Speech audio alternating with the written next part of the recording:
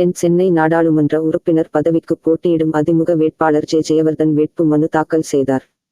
நாடாளுமன்ற தேர்தல் தேதி அறிவிக்கப்பட்டதை அடுத்து பல்வேறு அரசியல் கட்சிகளைச் சார்ந்த வேட்பாளர்கள் மற்றும் சுயேட்சை வேட்பாளர்கள் வேட்பு மனு தாக்கல் செய்து வருகின்றனர்.